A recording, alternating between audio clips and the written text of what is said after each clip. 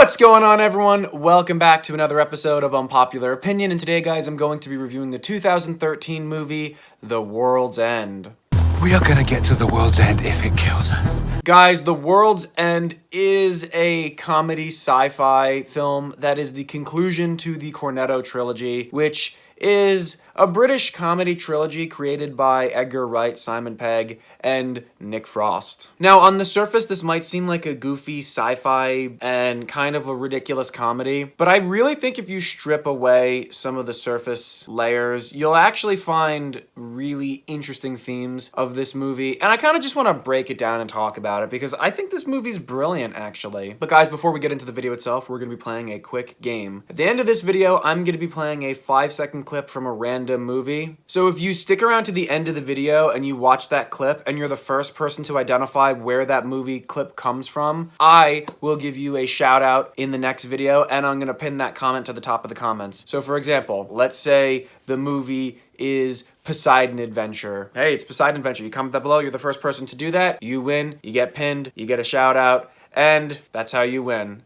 But I'm gonna make something very clear. I'm very strict on this. You have to say the full title of the movie, and that's how you win a shout out. Now, in terms of The World's End, the overall plot is about a guy, Gary King, who is at a alcohol rehab center where he is retelling the story of the best night of his life, where he graduated high school. Basically, it's like the first night of his adulthood where him and his childhood friends go on a pub crawl in their hometown of Newton Haven. And this pub crawl consists of 12 different bars that you have a pint in one bar, and then the finale to it is a bar called The World's End. He didn't finish it, and he regrets not finishing it, so much later, years later, he decides to get his friends back together and attempt to do it one last time. Sink a few pints. 12 pints. Yeah, 12 pints is insane. I know. However, he is the only one who never really moved past that night. He's never really moved beyond that or grown up or matured. That's Gary King. So all of his friends are really not the same, and he's trying to relive that night, relive that experience. It is not the same anymore, Gary. And it's not that the town's changed, we have changed. Which causes some tension and some drama, but then they uncover an alien invasion where everyone in the town has been replaced by robots. Everybody's been replaced by one of these, that's why no one recognized us. Basil, Dave, Raimundo. They have to fight their way through this army of androids, basically. But being stubborn to his plan, Gary King insists that they finish the pub crawl and get to the world's end, because if they deviate from that, it might draw attention to them. What do we do? Let's finish our drinks. Which sounds ridiculous, but there's a lot of interesting things that are at play here. We're just 5 friends on a night out, having a good time. So firstly, I want to talk about the characters of Gary King and Andy Knightley. So Gary King is played by Simon Pegg. Andy Knightley is played by Nick Frost. Normally in these Cornetto movies, or when Nick and Simon are in films together, it's usually Simon who's the more mature one, who is the smarter of the two, and Nick is usually like the goofball or kind of the silly man-child. This is a complete role reversal. In fact, Gary King, Simon Pegg is almost unrecognizable because the previous movie in the trilogy, Hot Fuzz, where he was Nicholas Angel, I mean, the guy was strictly business. And in this movie, Gary King is just the example of someone who peaked in high school. S-H-O-T-S, shots! And he's one of those people, like, he's not married, he doesn't have children, he doesn't seem to have a stable job. I think you're jealous. You've got your houses and your cars and your wives and your job security. He's just living in the past. He's never moved beyond high school. You're all slaves, and I am free to do what I want any old time. Nick Frost in the movie is this mature, stably employed guy who has kids, and also, he's not friends with Gary anymore. What are you doing, Gary? I thought that was obvious. Shots. Which is a really interesting dynamic between the two, because they're normally really close in their movies, but in this movie, Andy doesn't want to be Gary's friend because there was an accident where Gary had an overdose and Andy crashed the car trying to bring him to the hospital, and Gary abandoned him. Andy was left seriously wounded and almost died, but then got arrested afterwards, and that's why they don't speak to each other anymore. Wait, what the hell is this? Why are we even here? We are here to get annihilated. So it's not just we're getting the boys back together, it's more so relitigating past drama. You should grow up, mate. join society. That's a really interesting dynamic between the two, especially considering the fact that Simon Pegg's character, honestly, it's all a facade. When you really look at the deep layers of the movie, Gary King being this free-spirited, I want to do what I want, have a good time, I can get drunk, I don't have responsibilities. That's not something that's good for him, and he knows it. And I'm gonna get to that in a minute. So the movie did have some funny moments. There was some humorous moments that actually are funny and make you laugh, and that's why it's enjoyable, because it's kind of like disguised as a comedy. And then those robo fight scenes were still really enjoyable. Even though I'm not really into like sci-fi or superhero action, this was just mindless comedy fun that you didn't really have to think too hard to enjoy, and I really liked it. So those fights in the bathroom. Hey! Did you see the fights in the bar? That's awesome. But the movie's much more than that. But I thought the movie was brilliantly crafted. I loved the cinematography. I thought the quality of the special effects was really, really good. The music was awesome, and the performances, this is weird saying for a comedy movie, but the performances were really sharp, and honestly, I really do think Simon Pegg pulled off the best performance of his entire career. Same thing with Nick Frost. And I love the intensity that Nick Frost brought to the role. Like, for example, for scenes that are really not that big of a deal, Nick Frost is just like intense, full of rage or an anger, or he has just such vigor to the role. And he takes the role very seriously. Normally in comedy movies, if a character is like going really, really hard or taking the role super seriously, it comes off as over the top or ridiculous, but somehow it worked in this movie, and this was amazing. I mean, let's just look right now. For example, moments that out of context, if you saw this in a comedy movie, you'd be like, all right, this guy's laying it on a little thick, but it works. So just enjoy this. We are not going to the King's Head. We're done. Andy! Come on! Gary! Gary! We're gonna do what we should have done in the first place. Get the beast and get out of here. We are fucking leaving. What the fuck are you doing? You better come up with some hard evidence that you're human. Otherwise, we're gonna find out for ourselves. You're gonna buy drugs. You can either come with us willingly, or I'm gonna knock you the fuck out and carry you there myself. You choose! You are Gary King! Gary fucking King! If we get out of here alive, I'm gonna kill you. No, Gary! You are not gonna wriggle out of it this time! And I also happen to think it's interesting that the conflict between Andy and Gary, it just shows how serious of a film this is. I think a major theme this movie touches upon is the idea of maturing and growing up. Not necessarily coming of age, but moving on and moving past your prime or just becoming a responsible adult. And it also touches upon the theme of growing up and growing apart, because most of us, we grew up in a town, we move out of our town, we lose touch with our friends, and then we reconnect. It's not the same anymore. And that's touched upon a lot. I mean, the first like 30 minutes of the movie have nothing to do with robots. It's just them having a night on the town, and it's just Gary leading them, and it's kind of uncomfortable. Everyone is like, oh man, this is kind of weird. Gary is still acting like he's in high school. We're all adults with jobs. This is kind of pitiful. We feel sorry for the guy. I can't help feeling sorry for him.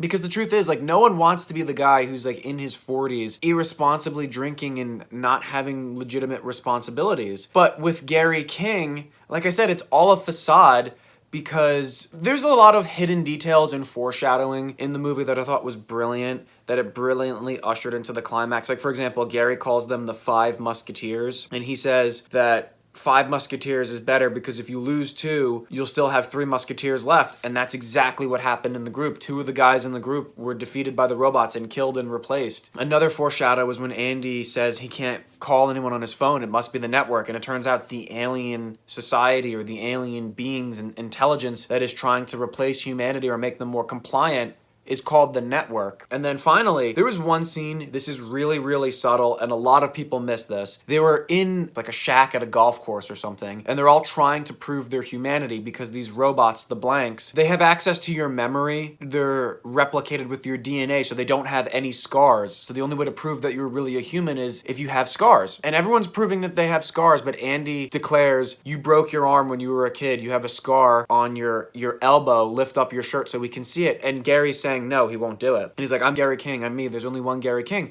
And you would think, well, Gary's just being a drunk, stubborn idiot. The truth is, he didn't want to lift up his shirt because he had bandages on his wrist that had a hospital marker indicating that he was in the hospital for self-inflicted injuries. Read between the lines, I'm not allowed to say it on YouTube, but that was just brilliant layers to the movie. And then on top of that, like, really the only human versus human fight in the movie is Gary versus Andy. I mean, all the other fights are just them bashing the heads off of these androids. And the final fight, like the climax, is eventually Gary does make it to the world's end. And you can tell his whole plan is, I want to make it to the world's end because the world's end is the end for me. I have nothing else to live for. It's all I have. I was in rehab. I got help. I'm miserable. I just want to have one more night with people who really mean something to me, who meant the world to me. Finish something that I've always wanted to finish, and then I'm gonna finish myself. That's really what I'm getting at here. He's at the world's end. He's got the final beer, and he's like, this is my life's pursuit. Here we go. Like,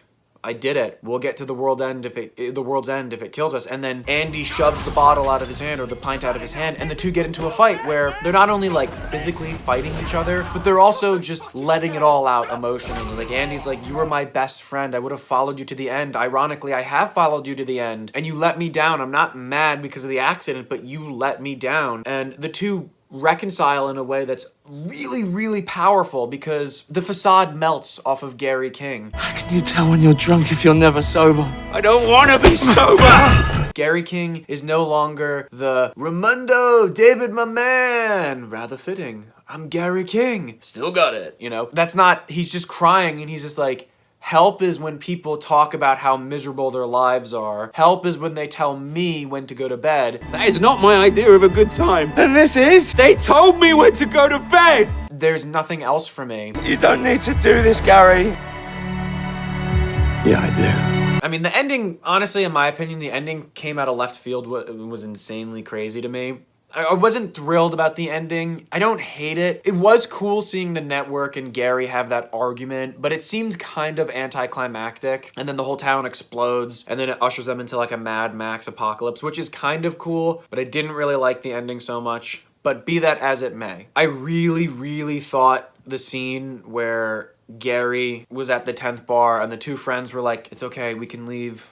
Our friends, they died, but there's hope for us. And Gary's like, I'm sorry, guys. And he throws his keys and he runs. Steve is like, just leave him. He left you. And Andy's like, I just can't. And he's chasing him down the street as he goes to bar 11. And then Steven gets attacked by the robots. And then they go to bar 12. I just love that scene with the music, the intensity, the heart. You can just feel it. It's so intense where Andy's just chasing after him. There's just something about chase scenes that I really like where characters are being chased and then another character's pursuing them and they're a part of the chase, because Gary's running away from the blanks and then Andy's running with the blanks to catch Gary, and they're not trying to really get Andy until those three girls come at him. And I just thought it was just brilliantly executed. So the fact that Simon Pegg and Nick Frost were basically unrecognizable in the roles, like they're complete role reversals, and the intensity and the vigor that they brought to their performances, and how not everything is as it seems, like strip away the layers. Andy is having marital troubles. Gary is just trying to live the glory days one last time before the world's end. And the irony is, I read this in a YouTube comment, I'm not taking credit for this, I don't know who posted it, but someone said the irony is, after the world's end, Gary wanted to end his world, but the world's end saved Gary's world, because the fact that the network crashed, the fact that Andy was able to reconcile with Gary, then the Dark Ages ushered in, and then Gary is wandering as a drifter with blanks who are replicated copies of his friends from their childhood age. It just saves him and it brings new meaning to his life. So when he comes into the final scene, he's not like that cool, free-loving, free-spirited, like, let's get drunk tonight, woo, no kids. He's kind of just more serious. He kind of reminds me of Nicholas Angel, like he comes back. You can just see this is Simon Pegg. It's like, so I'll ask you for the last time.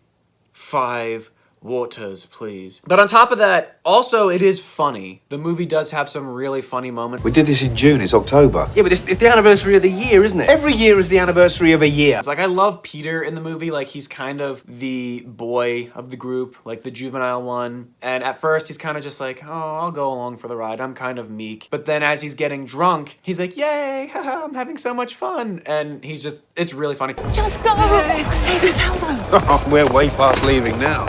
Hey, who wouldn't, am I right? Fuck yeah. There's also a lot of funny moments, like when Oliver, one of the guys in the group, O-Man, gets replaced and he's very obviously been turned into a robot. And Gary's like putting 2 and 2 together and he's like, you were out of commission at this point in the evening. Gary's plan is still the best we have.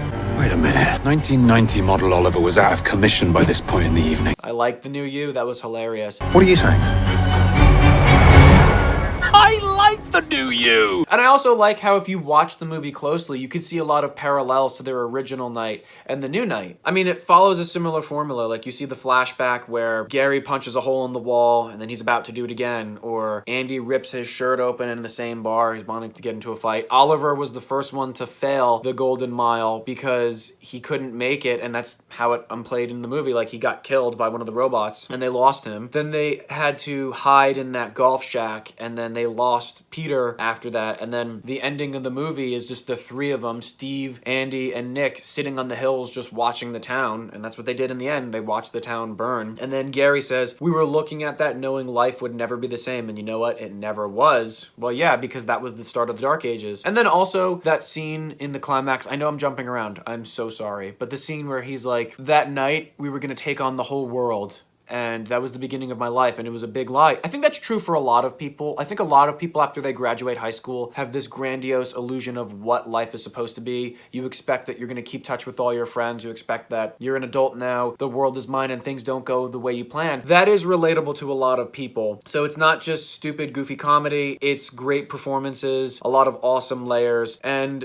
themes that are fantastic throughout the film. And I really can't explain how much I love that final chase when Gary's trying to make it to the world's end and Andy's chasing after him, and then they finally have that fight. That was really incredible. That was an amazing scene. Very well done. The colors in this movie were sci-fi, technical, beautiful. I'm sorry if I sound jumbled or out of sorts, but yeah, that's my breakdown of The World's End. The World's End is a layered film, and it's really good. I think it's the best of the trilogy. Don't get me wrong, I loved Hot Fuzz, but I think Gary King is Simon Pegg's best performance, best character, best role. I think Nick Frost was never more incredible. I mean, he had his moments in the movie where he reverted back to his goofball, silly kind of guy, the man-child. Gary thinks we should keep up with the crawl because they know what we're doing, but they don't know that we know what they're doing. Does it have a surprisingly fruity note that lingers on the tongue? And basically, no one else has a better idea. So it. Nothing suggested in the last 3 minutes has been better than Smashy Smashy Eggman. Nothing. What the hell's going on? You're obviously a connoisseur. There are moments where he reverts, but overall, fantastic stuff. And then another thing I forgot to mention, like, this must have been a really fun film for the guys to make, because imagine you start off the movie where your characters are sober and they progressively get more drunk as they go. So they gotta act drunk along the way, and they actually sold that very well. That is not everything I wanted to say about the movie. There is a lot more I could talk about this movie. Honestly, I could talk about this movie for probably another hour. We don't have enough time. Not all of it's at the forefront of my mind. I loved the movie. Thought this was a great movie, and those are my thoughts on The World's End. It's a brilliant film, a lot of different layers, entertaining action. There were moments that were actually genuinely funny, but the drama and the themes of growing up, maturing, growing apart, the idea that this is relatable to a lot of people is what makes this a brilliant film. I think it's the best of the Cornetto trilogy. That's why this is a brilliant film. Well, guys, what did you think of the video? Do you agree? Do you disagree? Well, comment below to let me know. Also, guys, please do me a massive favor. Hit that like button, hit that subscribe, and please follow me on Instagram. That's going to be linked in the description below. 1 like, 1 follow, 1 subscribe. It goes a long way, and it really helps me out. Plus, it's totally free. It costs you nothing to do so, and I would really appreciate it. If you agreed with me and you thought I'm on the right direction with this film, let me know I did the right thing by doing me that solid. And that's all I have for you guys, and I'll see you on the next Unpopular Opinion.